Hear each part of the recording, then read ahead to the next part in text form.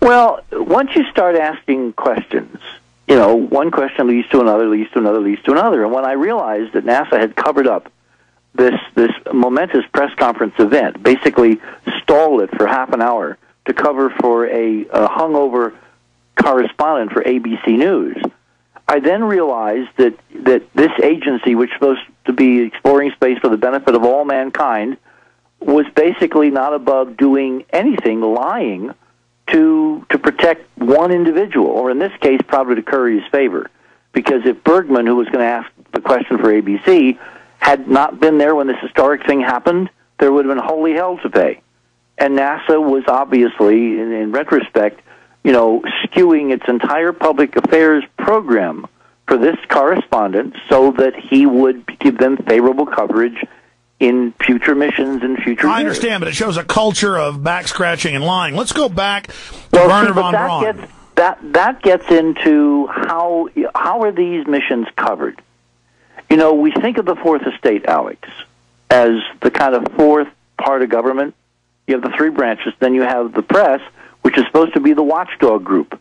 You know that press people rate somewhere down around Congress and lawyers in terms of public opinion, public perception? Yes, I do, because they just sit there in little sequestered rooms drinking coffee as they're given press releases, and they're kept creatures, more and more domesticated creatures, by the government. And you have the president setting up his own private agency with massive funding, running all these covert operations, and that's what I want to get into. In Dark Mission, and again, I'd separately learned this in my own historical research. This is documented, but it's so bizarre. Tell us how and why NASA got founded, and because that's such an important part of your book.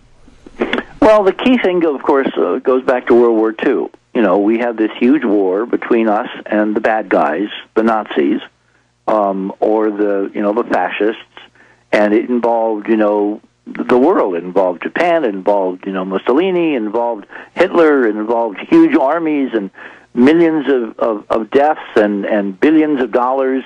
And it was basically, if you kind of look at it archetypally, it was the forces of dark against the forces of light. Well, one of the things you got to realize is the forces of light were operating on the same wavelength as the forces of darkness. FDR was a 33rd degree Mason. And I started realizing that history itself, mainstream history, not just NASA, but mainstream history, with the help of one of my friends, Ron Nix, who's a geologist but also has done a tremendous amount of work in this area, appears to be manipulating the conventional calendar, conventional historical events, according to occult and astrological signs and times and dates and moments of eventuality. And an everyday example of that would be Ronald Reagan, to the minute, when he gave a speech, what day, what he was wearing. Of course, Hitler designed it all. The modern Olympics, they're going to have it on 888 at 888 in the morning. I mean, they are really into numbers, numerology. Please continue.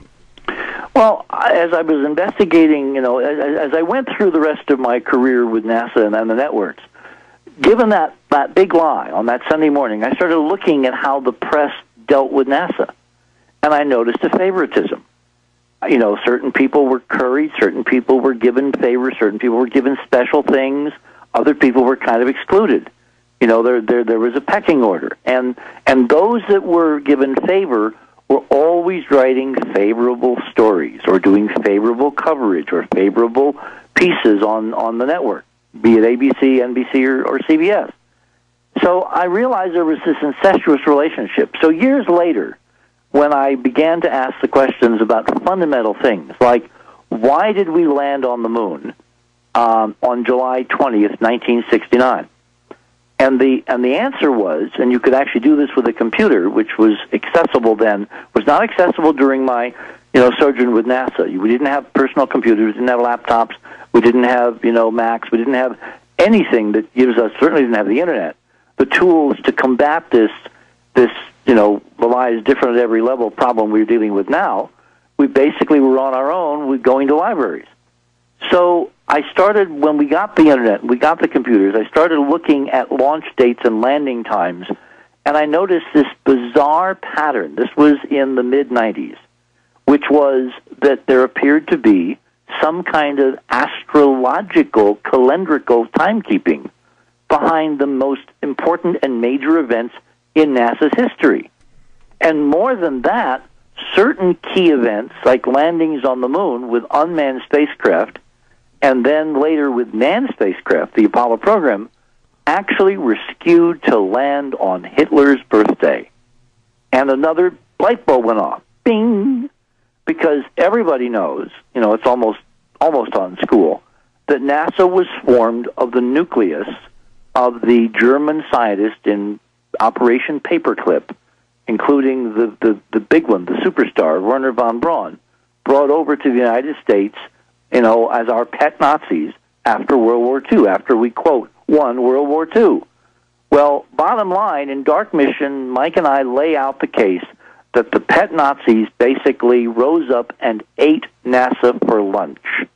And everything that NASA's been doing has been on some kind of bizarre Nazi ritual, Thule Society calendar. But you talk about, and then even the maps, the official ball caps, the patches, then fit everything. Into all this.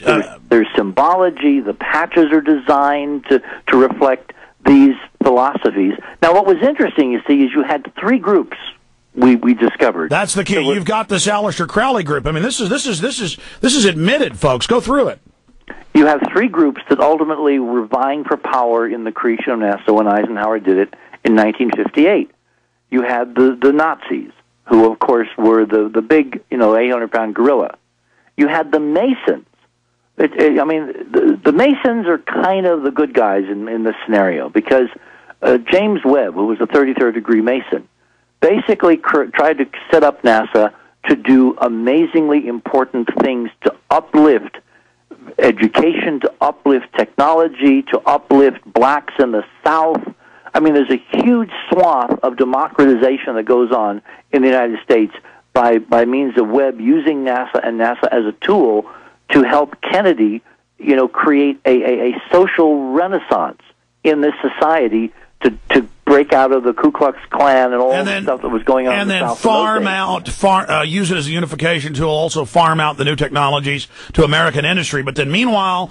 and to the university system. And then you got the third group, which we call the magicians, which is the Crowley group, which was based out of JPL, the Jet Propulsion Laboratory. How many times have you heard over the last 30, 40 years, Alex, news stories? JPL, the Jet Propulsion Laboratory in Pasadena, California, which is a laboratory basically under Caltech.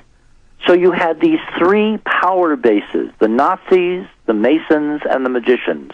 And Dark Mission goes through how they have vying for power for each of their overlapping reasons, and how the program, the space program that we all have seen, is the result of the inside feudal wars between these three groups inside NASA. But that's who only have agreed on one thing, Alex, and that is that we should not ever get to see what's really out there. Exactly, and Richard C.Hoagland, that's the nature of the New World Order. You're looking at one big pyramid, and as you know, when you pull back, it's hundreds of big pyramids that come together in that compartmentalization, and that's all it is these sun cults, snake cults, devil cults, sex cults. They run every major agency, and there are wars.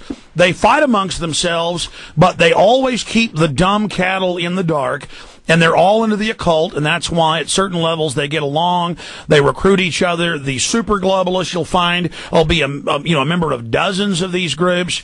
That is your Illuminati. It's the Babylon mystery religions, but your book has the evidence. Again, separately in my own research, folks, I've seen this. I can tell you it's accurate. The parts that we're getting into now, I'm not saying the other stuff isn't accurate. I just am not knowledgeable about some of the stuff in the book. Let's talk about the magicians first. I mean, you've got chapter after chapter on it, but that's the part that most people, they know about the Masons, they know about the Nazis.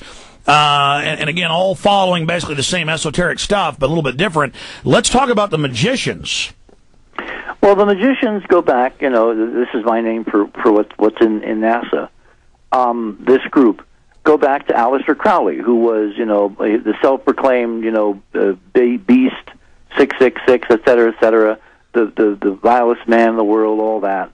he was trying to practice literal magic in the 19th and 20th centuries, using mind over matter, using rituals, using esoteric rites, using, sex magic, using anything he could get his hands on to basically try to change the world around him to bend it to his will.